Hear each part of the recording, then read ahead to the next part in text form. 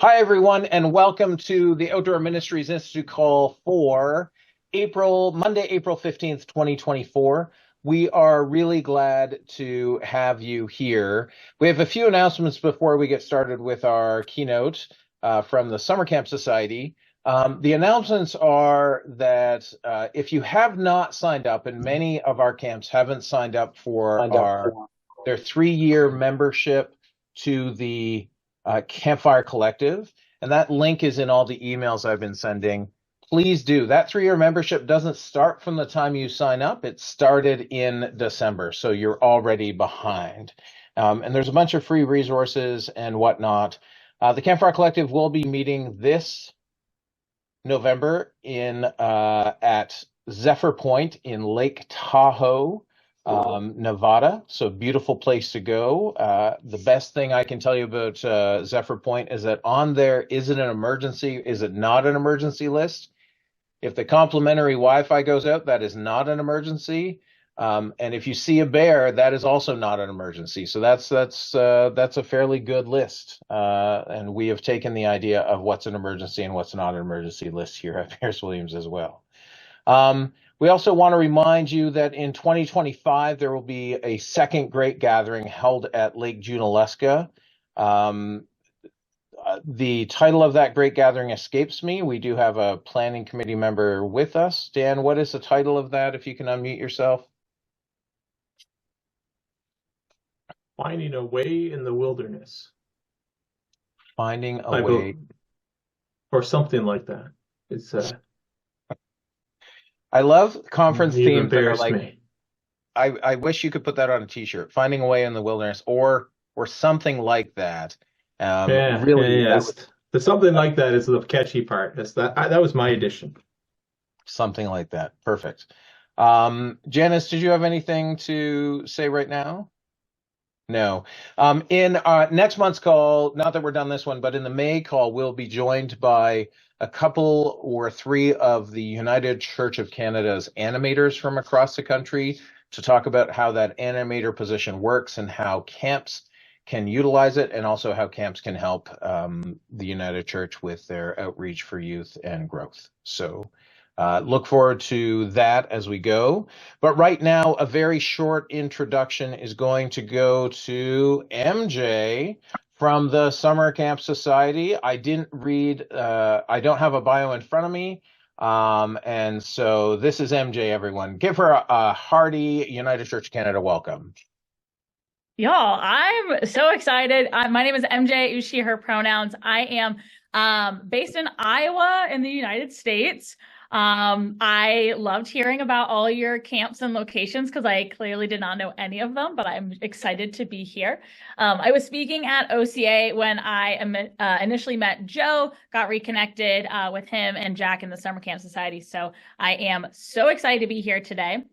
And we're going to talk a little bit about creating meanings for your team. And before we get too deep into that, I am hoping that with y'all being camp people, we can get a little bit into it. I would like to play a game real quick. This is something that we played all throughout our virtual camp times. I'm not saying that those are over for some camps, but I would love for us to play a few rounds of rock, paper, scissors. And I'm hoping that we can kind of do like a beat the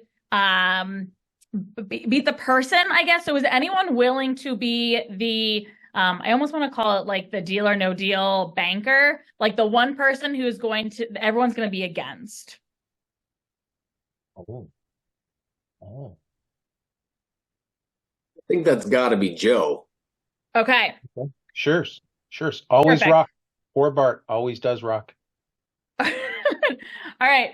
I am going to ask y'all, if you're able to be on camera, that's cool. If not, I totally get it. What we're going to do is Joe is going to be the person that you're playing against as an individual. So we're going to do rock, paper, scissors, Joe. When I say Joe, you're going to hold up rock, paper, or scissors. If Joe beats you, you're going to turn off your camera. Ah. Okay. And we're going to see how many people we can get standing after a few rounds. So, Joe, do you have any questions? I always keep my camera on. It doesn't matter if somebody beat me. You always keep your camera on, yes. Right. Okay. Okay, if you are Rock. ready, give me a thumbs up. Rock, always rock. All right, so This feels like a trap. it's gonna be fine. All right, Joe, I'm gonna let you go ahead and call it because you'll be the one that is making the hand signals. Okay. Rock, paper, scissors, shoot. All right, scissors. So if you have paper, you are out. I'll ask you to go ahead and turn off your camera so we can see who is still playing with us. I apologize. I didn't realize we were actually starting there, so I didn't put up anything. I love that you got a practice round while others did not. Rock, paper, scissors, shoot. Oh, Oh, let's go. All right. All right. Rock, paper, scissors, shoot.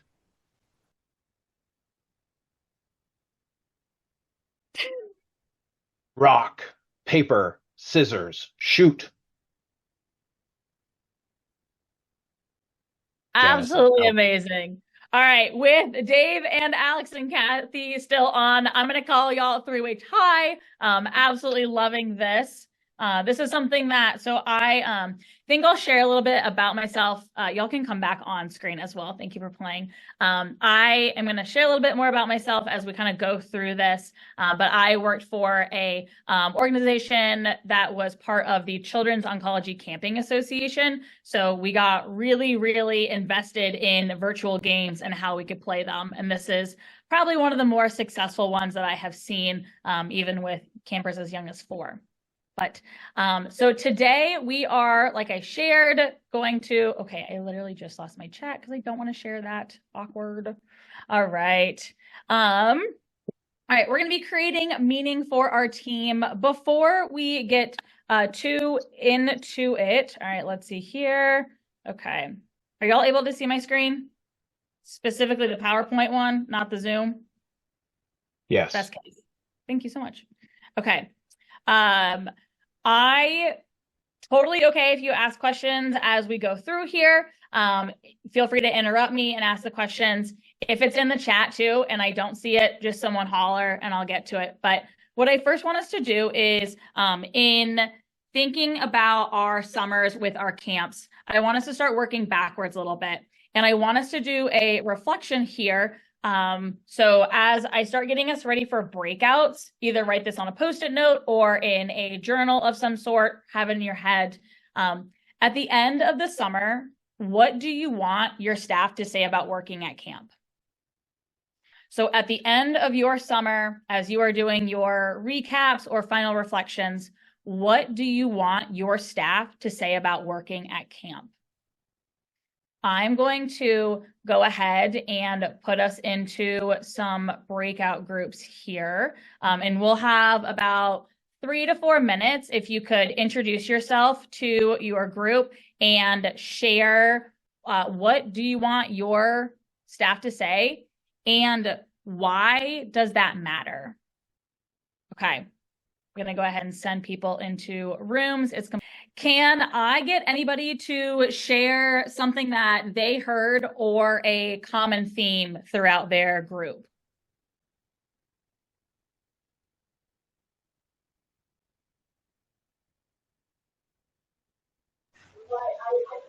We took a second and talked about some of the magic that happens where you get to see growth and legacy. So the counselor that you've watched grow up from, 4-year-old camper, 15-year-old senior camper is now the counselor. Some of the magic of watching them have a sense of satisfaction in the same way that you might have had when they were a camper. So that legacy piece is really important in our conversation. Very cool. Cool. Thanks for sharing that. We talked about in our group how it would be important for our staff to feel like their efforts were worth it and that they weren't working tirelessly in vain and that they were being rewarded for their efforts in a sense. I thought that was quite important. Yeah. Right. I think that was like my first camp counselor job. So I've been in this for about 10 years now. When I was first a camp counselor, the first thing my boss said was, it's going to be the hardest summer of your life, and it's also probably going to be the greatest one. And I think he meant that for like one-time staffers. So like it kind of changed as I stayed in it, but it was very, very true. Cool. Anyone else want to share before we keep moving along?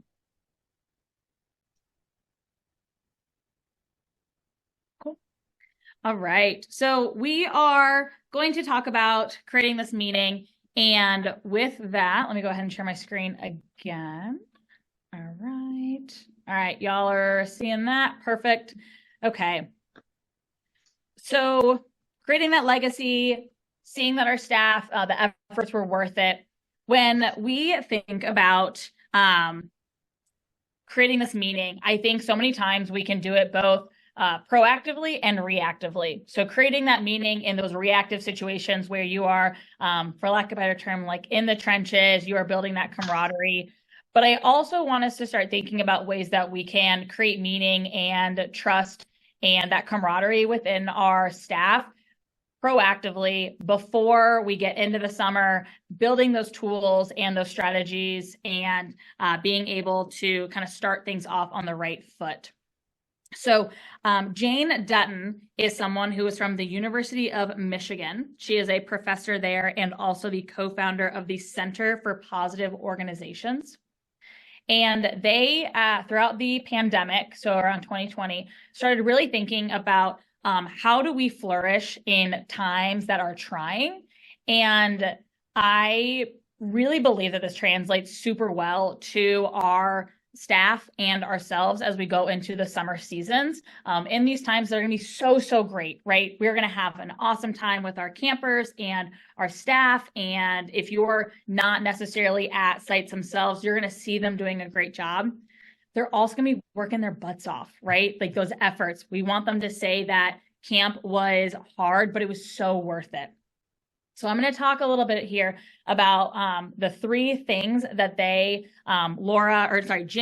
Laura, and their group came up with in terms of what are the three pieces that make up this triangle that allow us to be thriving in these trying times and enhance those conditions for ourselves. So the first one I'm going to talk about is this positive emotions. And this is, while we don't want to be so invested in like toxic positivity, right? So where it becomes detrimental for us to be so positive or like, look on the bright side. I don't know if y'all are familiar with the movie Inside Out, but it always makes me think of that in how are we also holding space for all of our emotions. But when we start thinking positively about things, we are able to see things through a new lens, creating a new perspective in the way that we work. So something that they came up with as well with this positive emotions is the idea of a 30-second celebration. And so we're going to go into breakout groups once again here. I want y'all to be able to create community amongst yourselves, which is the why behind why I'm doing some of these breakouts. But 30-second celebrations were built upon the idea of creating positive experiences or sharing those positive experiences so that we're able to shift those perspectives. This doesn't have to be a super wild thing that has happened in your life, but I want you to think about what are 30 seconds of something that are worth celebrating. We do these on the Summer Camp Society calls. Some people have shared engagements, expecting babies. People have shared that they had a really good piece of toast this morning and it really just got them going. Maybe it's fantastic weather outside and that's worth celebrating. Maybe you have a favorite pair of pants and the dryer stopped at just the right time that you could put them on before you went out the door today. So I think this is a really great tool and practice that you can implement with your staff that allows them to celebrate these things and share a little bit more about themselves. So I'm going to put us back into those breakout rooms. I'm going to give y'all about 2 to 3 minutes to share your 30-second celebrations. Thumbs up if that feels good to you. Okay, cool. I'm going to open those. And again, about 2 or 3 minutes, we'll come back. You should have gotten your invitations to jump there now.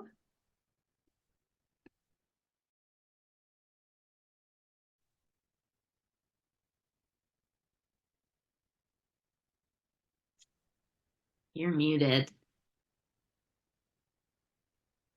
I wondered if the recording follows wherever I go. It does. Okay. I just haven't, yeah. We don't use breakout rooms that much. 30-second celebrations. Today is the start of short season. I put on shorts today, which means I can't take shorts off until I choose at some point in the fall, when the weather gets too cold for me to deal with shorts. It's like Birkenstock season. Well, yeah, I wear Birks all year long, but I have fleece socks, so Yeah. that's a 30-second celebration. Wow. Congratulations. Thanks.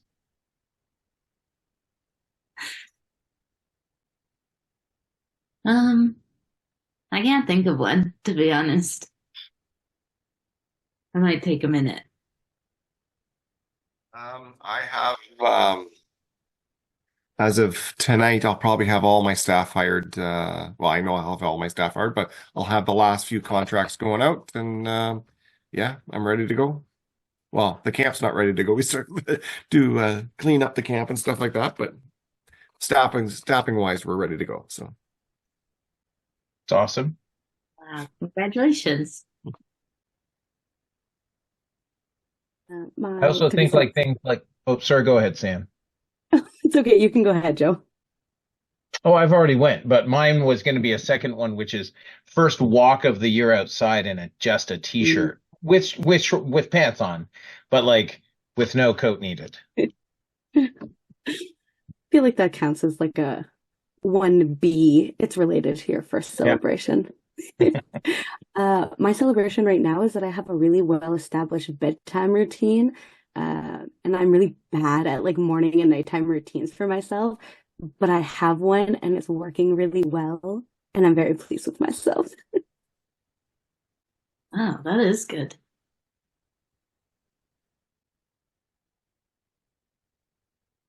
Wow. I was sick today, so I was You're awake now. Yeah. I'm gonna say I had a really good cup of coffee this morning.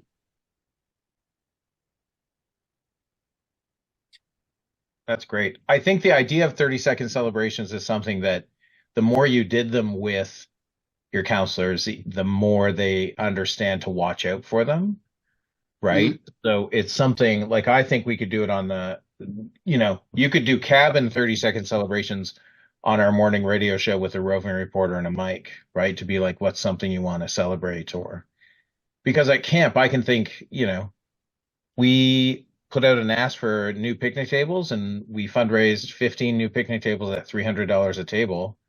And all I need to do is laser etch people's family name into the end of it. Boom. Like 15 people bought an entire picnic table, which is super awesome. So that's a 30-second celebration. Yeah. Now we just need to build them, but that's it. Like, given that it's April, love it back. Taking it for granted. Spring day, nice and warm and sunny. So cool. Anybody, I want to give space for those that want to shout out their celebrations just a little bit more here. Anybody either hear something, maybe keep it anonymous, or they want to share theirs out to the large group. I can share mine. Yeah. So in the last week, I booked camp as my wedding venue. Amazing. Did you get a sweet discount? No, but I'm good with supporting camp, so that's a great way to look at it.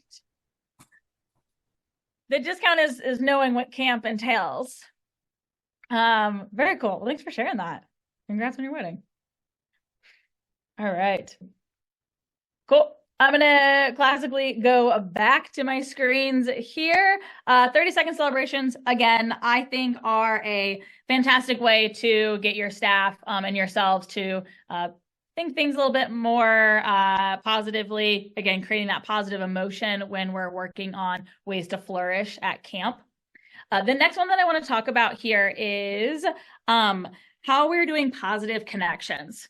Now, this is kind of my little like asterisk warning thing where I am going to talk about Gen Z, and I want to acknowledge that generations are not necessarily one whole lump sum. People are individuals, and it is important that we keep the individual in mind. But this is trends that we're seeing when we're talking about connections and we're talking about the people that we're working with. So through some studies that I have been looking into, this is from the ages of 18 to 24, this next generation of staff that are coming into the workplace.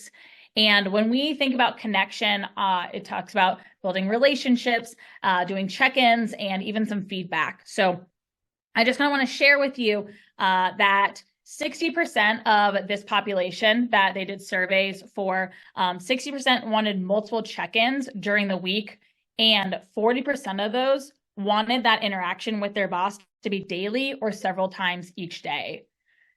And that can be a little intimidating. That can, especially if you're thinking about how many people you oversee, how large your camp is, that can be a lot of check-ins. But it's something that we see is being more and more valued in this next wave of professionals, is having those connections. The phrase that I kind of keep hearing a little bit more is that, like, you don't quit your job, you quit your boss. Scary. But I think we're going to start creating some, or I know where I'm going to share some tools with you today that can help with that. This group also shared that 67% of them are comfortable with having their manager check in with them, but for about 5 minutes or less when they do that. So like maybe that's kind of like that sigh of relief, being like, okay, thank goodness that's it's not too much time, again, depending on how many staff you're overseeing. But 60 or 67% say 5 minutes. This comes from the idea of how much we get immediacy in our day-to-day lives right now. So this is scrolling on our TikTok or our Twitter feeds. It is immediacy, how we're able to contact our friends and family through phones, how we're able to get immediate information from the internet. For example, 30 seconds during your 30-second celebrations, I was able to find out that Caitlin Clark did get drafted to the Indiana Fever, if you're interested in the WNBA. It is right there on our phones, in our persons. And so when we are thinking about this feedback, it doesn't have to be extensive. And this is also just check-ins. I say feedback. I think that's something that my camp that I've been with, we like normalize using feedback as like a phrase for just talking with your staff. So I do apologize on that jargon, but what do we do with this? What do we do now that I know that my staff most likely want me to check in with them? First thing is you could check with them ahead of time, right? In your staff prepping for the staff trainings, or even at staff training, could you ask them to share what is their check-in or feedback styles? And that way that you know.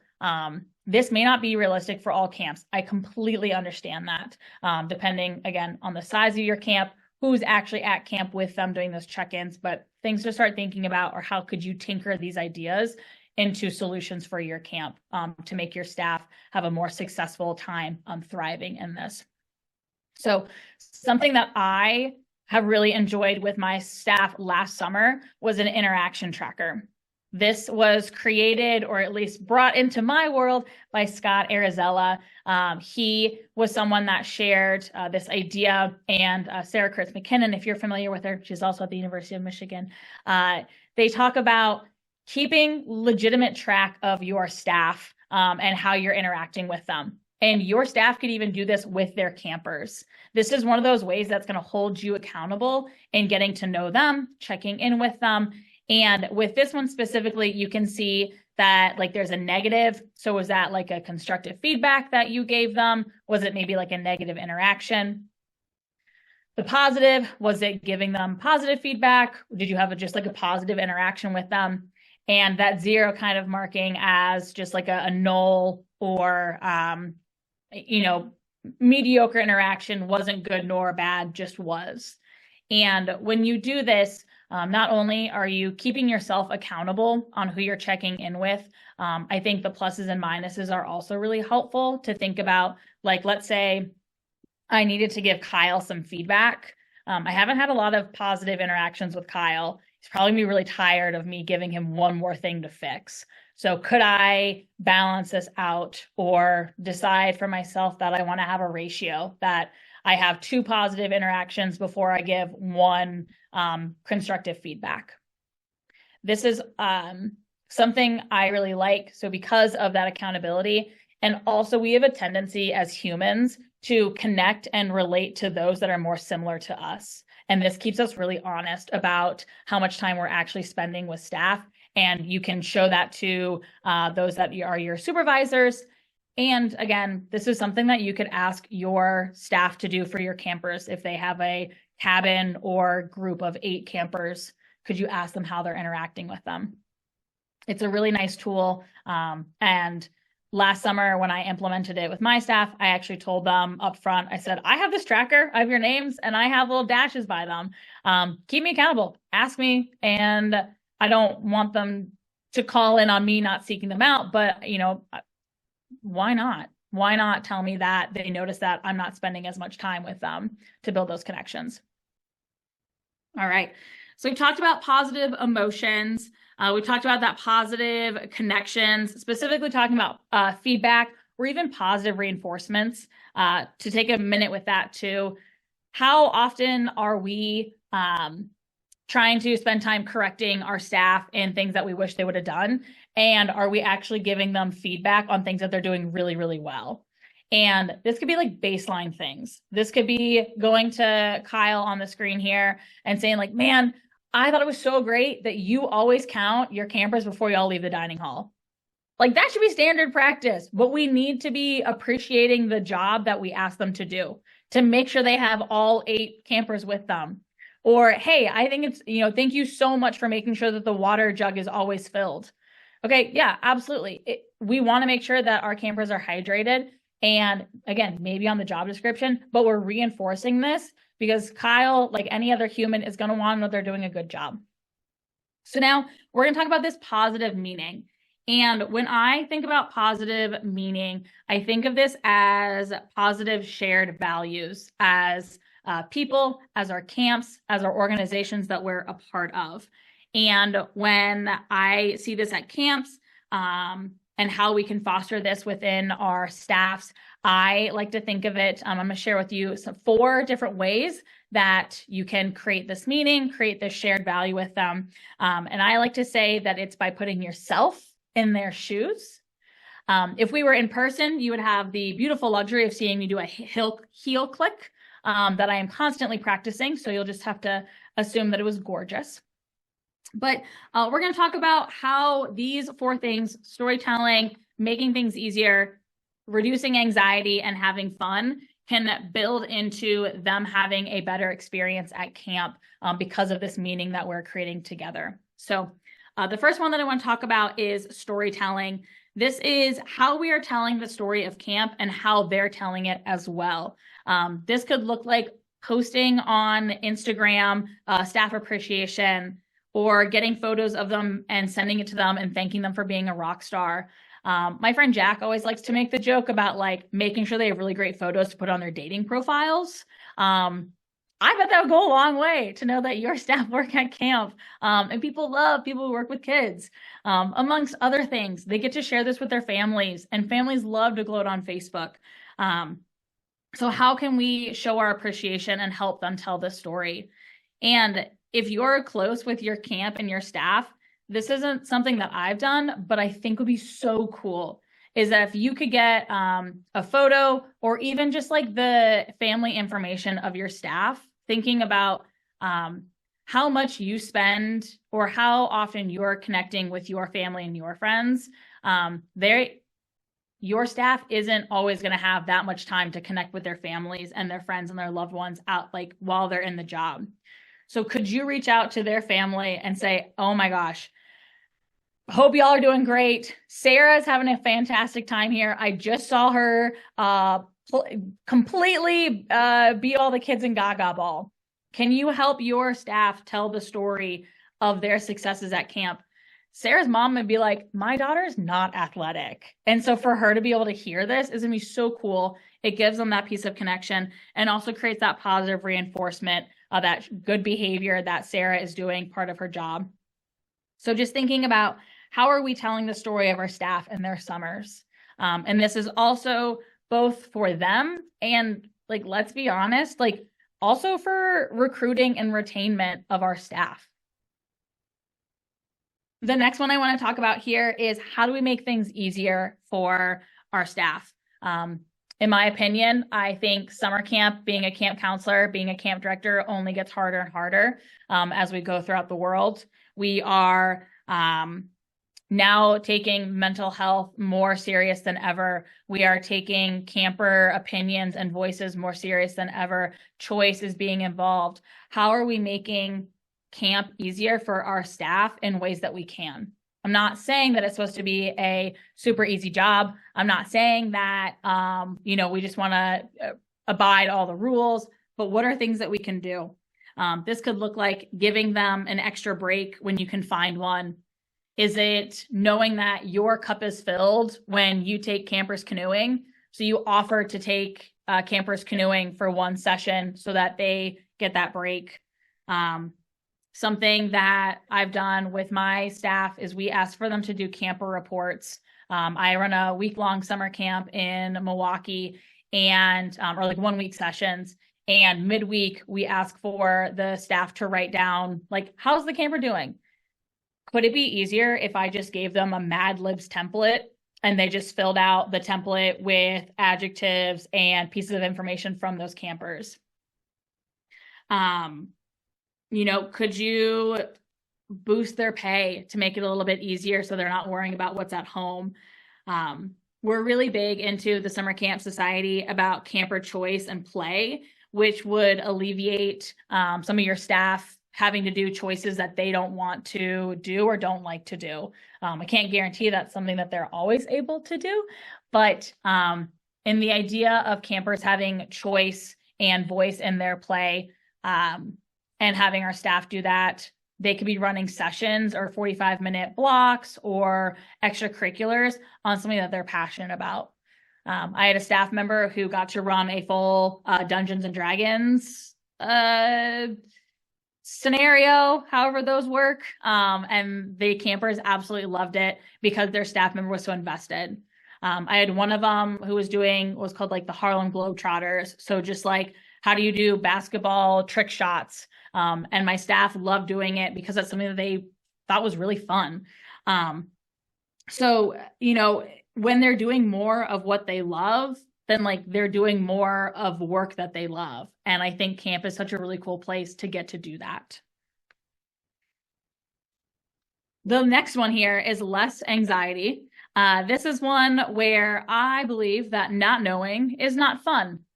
I don't like surprises. And I also like to know everything I'm getting into. I'm definitely an anxious person. I need to know where I can park. I need to know what people are wearing, what time we're showing up, what time is the actual event. So we're going to talk more about how to ease anxiety with our staff and ourselves and even our campers too. And this comes with the idea of the Hitty Cricks. The Hitty Cricks are also known as the hidden curriculum, also known as making the implicit explicit. So with this, we are thinking about like, what are these implicit things that happen at camp? This could be, how does the dining hall work? Is there a shower in the bathhouse that works the best? But like as a second year staff, I know that, but as a first year, I don't. Is there some unwritten rule that we wear tie-dye on Tuesdays and it's called tie-dye Tuesday? What are those things and those like expectations that are not like they're the unwritten rules of your camp that we're now going to write down? So these things, again, could be those simple ones of tie-dye Tuesday, the best shower, the bathroom with the most privacy, telling those to your staff up front, but also could look like things of like, what does you say, oh, you have night coverage, or you have night coverage, you're the person who's going to help out with drop-offs. What does that actually mean? Some quick wins that you can think about in prepping for summer camp and as your staff trainings come up. Could you create a camp lookbook? Could you take 15, 20 minutes and take a photo of what the first day of camp outfit looks like? Because sometimes people are saying like, oh, it's camp casual, or just wear your nice shirt. well, what's a nice shirt? Is like, this is a nice shirt for me, but it might not be for you. So how can we share like a lookbook, or what does the actual like attire look like in the expectations? Can I wear ripped pants? Can I not? Should I have closed-toed shoes on? What does that look like? And saying it explicitly. Meals and snacks. This is also a high place for both staff and campers, where they're going to have the most anxiety because it's part of our pyramid of needs. Can I tell them what our meal schedule looks like? Could I write out the menu and share ahead of time? Or could I give them a list of snacks that are going to be at camp? And if they don't like those, they know that ahead of time, instead of saying, I wish I would have known you were only going to give me gummy worms, I would have brought carrots or Doritos or whatever. One that I really liked this past year was training calendars and sending an invite. So this was, we had our whole schedule written down on like a Google Calendar, and we made it shareable to all of our staff, so they knew what the schedule looked like, and it was on a format that they were familiar with versus a piece of paper that they may have lost. Sharing about sleeping, taking a picture of bunks or where they're going to be sleeping, and just letting them know, again, how many times maybe in your camping profession or what you've heard from your staff is, I wish I would have known it was going to be so dark. I would have brought twinkly lights or something like that. That helps them know what they're getting into. Sharing break times as well. I love being able to tell my staff when they're going to be able to call or scroll or go take a break, specifically during staff training on this one, to say like, yep, we have built-in breaks, or, you know, we have a 2-hour lunch because it's intended to also be a break. There is comfort in knowing, I think, is really the whole part of this here. Sharing again, how are you going to give feedback to your staff? What does that look like? Would this be a time to say, like, we're going to ask you for your input on how to do it? And the biggest like piece of advice, or like what I recommend here, is think about, either from your perspective or asking some of your returning staff, what are the 3 biggest annoyances that either staff complain about or that they wish they would have known, and how do we get ahead of that to share, you know, like, oh, I wish I would have known there were no hooks in the bathroom because I would have gotten a different this. Well, now, okay, if we're upset about the hooks, could I go buy like hooks and install them? Or do I need to tell people that don't depend on shower caddies that have to be hung up? This really helps alleviate, again, that anxiety of things. I really like them. I think it's super helpful. And to your staff that aren't going to read emails, they're not going to read them anyway. But for those that are craving that information, this is gold to them. It also shares with them that you value them knowing what they're getting into, values transparency and things, and also I think shares maybe some vulnerabilities of what your camp is and how y'all operate. The last one we're going to get into here is fun. We sell fun to our staff, and you're right, like we're like, it's going to be so much fun. You're going to meet your friends. You're going to do this. How are we actually now going to implement this fun for them? This is part of that, like we're going to say what we intend to do, and then how do we actually put it into action? So how can we make sure they're having fun? And I know that this is not our job to make sure that they have fun, right? Like it's the campers' well-being and the campers' enjoyment, but also, again, it makes it maybe easier if they're having fun too. And it helps them have fun at work. So this could look like things, adding in time for them to do the activities. You may have this awesome zipline course, but it's only awesome if they get to do it. You may have a boating schedule and they do water skiing or tubing, but like, what if they don't have the opportunity because you always run out of time? Could you make sure to buffer that in with your numbers and ratios so they get to? You know, I think that's a really great way to add initiative and to allow them to have that fun with their campers and creating those memories and that meaning of togetherness, friendship, you know, whatever core value you title that as. Making sure that they get popsicles or the snack or whatever, so it's not just only for campers. Can you budget in to make sure that you've got those snacks for them? I'm loving Dave-O here with his popsicle. I swear it was in here before I mentioned it. but making sure that they also get that. As someone who is a camp director, what I have loved and what saved my fun and sanity last year was that I got to go swimming when we had waterfront open. And that made all the difference as one of the highest people up on the campsite, that I was able to go and swim with my campers and my staff. I even did check-ins during that time. I created community with them. But if I didn't have that fun and I didn't have that opportunity, I think it would have been a lot harder for me to stay invested. It's a long summer, y'all. Y'all know this. How are we allowing them to play a little bit? So as I've gone through here, storytelling, making sure that they're able to have fun with, let's kind of jump around there. Storytelling, how are we sharing this narrative of what they do? Not only the fun that they're having, but also the life skills that they are growing in. How are we sharing that back to them, holding that mirror up and telling them that they're doing this job? How are we making it easier for them in those ways that maybe just takes 5 minutes off of their day so they're able to relax a little bit more? Creating more knowledge so they have less anxiety about what they're getting into. Another way about this is depending on your laws and what information is, but can you give them a camper report so they know what their campers are going to be going into the week, and how can they have more fun with the job that they're doing? You may be asking them to come for weeks or maybe 1 week, or it's a day camp, but there's joy and people want to be a part of this fun that you're creating. They bought into what you're doing, and now we have to produce that good for them. I'm going to put us into breakout rooms one more time here. I want you to think about what you want your staff to say or feel on the last day, right? So we talked about that. Quick fire, what is something that you can implement in the next few weeks here leading up to summer starting that would help reach that goal? Okay.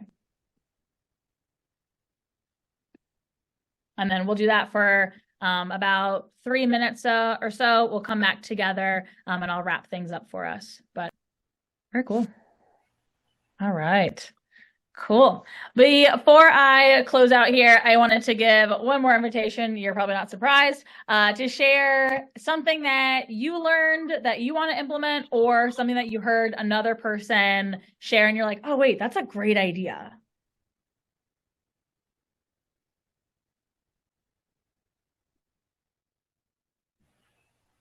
I think that actually your interaction tracker thing kind of piqued my interest. I think that's a cool idea. I'm curious though, like, what does implementing that look like? Is that like a throughout the day kind of incremental thing, or is that like at the end of the day, sit down and recall the day kind of thing? I totally think that's up to who you are as a person. As someone who either wants instant gratification or knows how my memory works, I have to do it right then and there. This past summer, I had one of those like teeny tiny like Blue's Clues flip books, and I had all my staff's names, and I would just like write their names down. So it's up to what makes sense to you. I've seen a lot of people do it where as they leave the interaction, they track it. But you could also go back on the day. Cool. Awesome. Thanks. I was actually thinking about your tracker as well.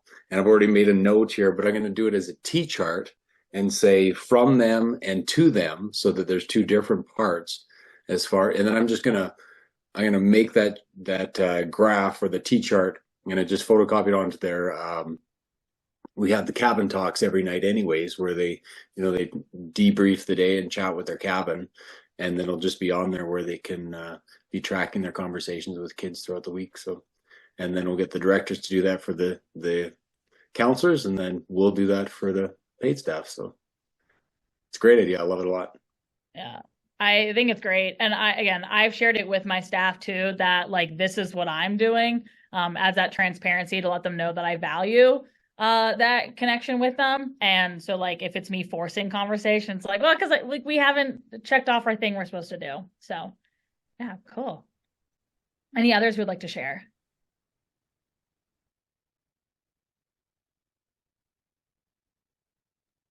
Cool.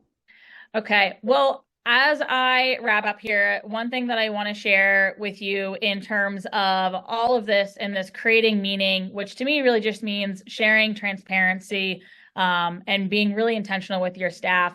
When we do this, especially that hidden curriculum, the people that are most at risk of not feeling included in your camps and seeing the meaning in it are going to be those that are first-time campers and staff, and those that are considered a minority within the identity groups at your camp. So when we're able to help them succeed and thrive in these trying times, it helps the whole camp thrive as well. So I hope that you found some meaning in this session here. Thank you all so much. If you have any questions, feel free to put them in the chat. I'll also send out the slides to Joe, who can hopefully get them out to y'all. If you want to see them, there's some links in there as well that can help out too. But thank y'all so much for this time together. I had a great time sharing with y'all and learning a little bit from you. And I'm going to pass it back to Joe.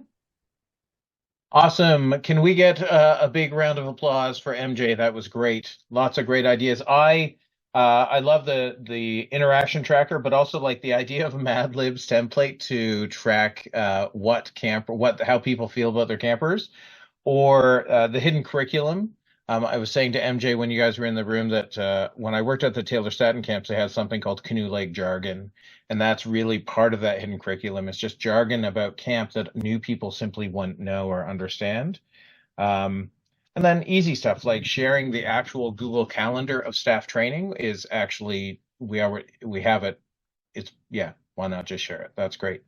So thank you so much. It is 8:31. That is the call for tonight. So don't forget, if you or your camp have not signed up for the Campfire Collective free membership, that is in the email that went out with this. And if you don't have that email, just email me, joe@campisbetter.com, and I can certainly give you all the connections.